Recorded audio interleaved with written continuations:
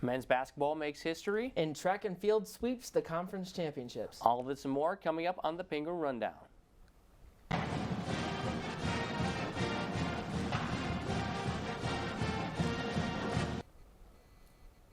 Welcome into the Penguin Rundown. I am Noah Ricks alongside my partner Bryce Noel. And Bryce, as spring break quickly approaches, it was a huge week for Youngstown State sports. The men's basketball team picking up their first ever regular season title, but also the track and field team as well. Yeah, other sports that were pretty impressive. You know, you have baseball finally getting their first win of the season and softball also getting a couple wins. But you mentioned men's basketball a little earlier. Touch on that for us. All right, we'll start with the men's basketball team. To end the regular season, the Youngstown State men's basketball team would take down IUPUI on the road by a score of 93-79. The victory helped the Penguins secure their first regular season conference title in program history. Despite a rough first half by trailing 39-38 at the break, the team would put together an impressive second half using a 15-0 run to outscore the Jaguars 55-40 in the final 20 minutes. It was also a night where the Gwins outmatched their opponent in every statistic, including 7 steals. 5 players would get into double figures, with Malik Green leading the way at 21 points. Adrian Nelson and Brandon Rush both scored 18, while Dwayne Cohill had 16 points, along with 7 assists. Freshman John Lovelace Jr. would also cash in 10 points down the stretch.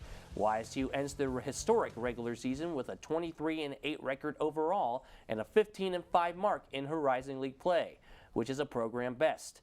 They will have the #1 seed in the Horizon League tournament as they start tournament play on Thursday at the Beagley Center against the lowest remaining seed. Tip-off will be at 8 p.m. and you can watch on ESPN Plus or listen on 570 WKBN. This past Saturday, the YSU women's basketball team traveled to Robert Morris for their regular season finale. The women were able to come away with the win, 65-51. The Penguins opened the game strong as they started out with a 19-5 run. That run was halted as RMU was able to make it a close game in the third quarter. YSU was able to shake off their rocky third quarter as they scored the first 7 points in the final period of play. Fifth-year Lily Ritz was able to notch her 18th double-double of the season as she tracked down 15 rebounds and scored 17 points. Sixth-year Megan Callahan, a transfer from RMU, torched her former team as she scored 17 points and knocked down 3 three-pointers. Junior Malia Magestro joined Ritz and Callahan in double figures as she added 11 points. The Penguins shot just over 50% from 3. Up next for the women, they will welcome Northern Kentucky into the Beagley Center in a highly anticipated match as the #4 seed and the #5 seed go head-to-head in the 2023 Barbasol Horizon League Women's Basketball Championship. The game will tip off at 5:30 p.m. The track and field teams competed in the 2023 Horizon League Indoor Championships this past weekend at Purdue Fort Wayne. To start out the weekend, 4 Penguins would pick up individual titles on day 1. Wyatt Lefker won the men's pole vault with a 5.16 meter on his second attempt, while Olivia Jones won the women's pentathlon, which was the 4th in her career. Morgan Cole would pick up a 5,000 meter run victory for the second year in a row with a time of 17:07.47.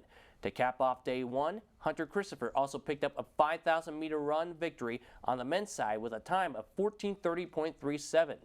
On day 2, the women were victorious once again as they picked up their 7th consecutive Horizon League title, coming back to beat Milwaukee with 182 points with a slight win by 4 points.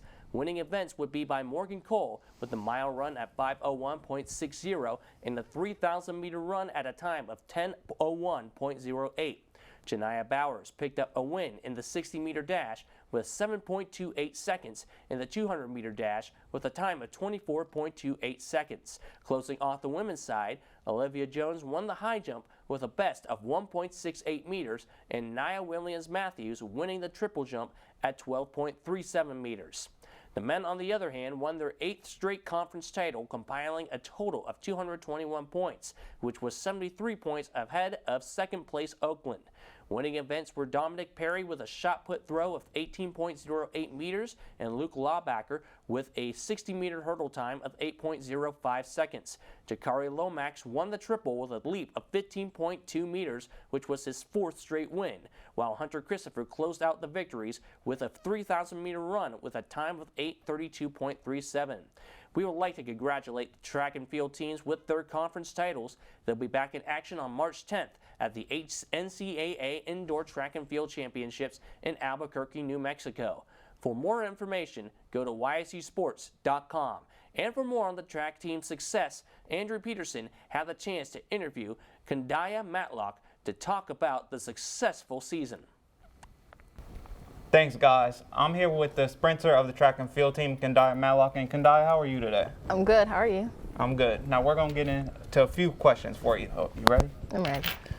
You've battled through some injuries this year, but when your team needed you to run the 4x4 relay, you stepped up in a big way. Did you have any hesitation about taking that role? There was no hesitation for me. All that was in my mind was getting the championship. My injury went out the window. The points, it didn't matter. I just wanted to win. So. Your team's depth of sprinters is second to none. Does that give you the confidence that no matter how many points you're down in the meet, you guys can always come back? For sure. We have top sprinters, so we battle every practice. So when it comes to a meet, I have confidence that we'll step up and we'll definitely make up the points. Okay, now you're no stranger to the big stage as you were state runner-up in high school and you have placed within the top 4 of the 5 Horizon League championships you have competed in. Do you think those moments helped you prepare to take the next leap in helping your team out? For sure, mentally and physically, knowing that I've been on big stages when it came to stepping up, it was no big deal. Okay, you've had very impressive showings throughout your career so far here at YSU. What else do you hope to accomplish? The sky's the limit. I try not to put a time limit on myself. I just want to run. Yeah. Okay, on the days you have a meet, what does your routine usually look like? I start off in prayer, and then I normally eat, I stretch, I roll out, and then when we go to the track meet, I'm normally in my zone, and then we warm up, and we're ready to go.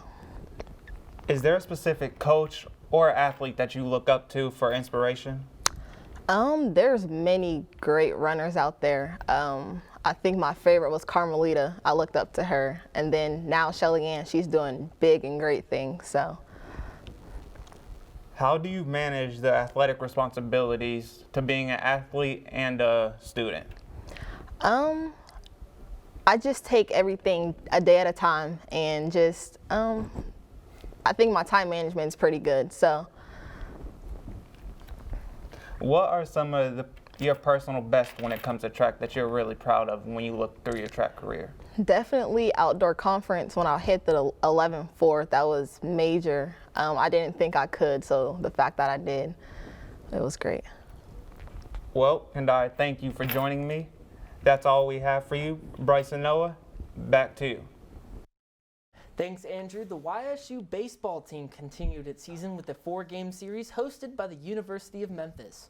On Friday night, the Penguins got their first win of the 2023 season, defeating the Tigers by a final of 6-2. Senior pitcher Tyler Perry earned the win on the mound, pitching 6 innings and striking out 10 batters. Senior Steven DeSanio had 3 hits in a game, all of them being doubles, which tied a school record.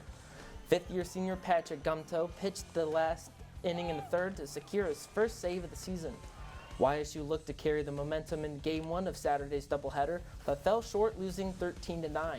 The Penguins scored 3 runs in the top of the 1st, but the Tigers answered in the bottom half with 6 runs.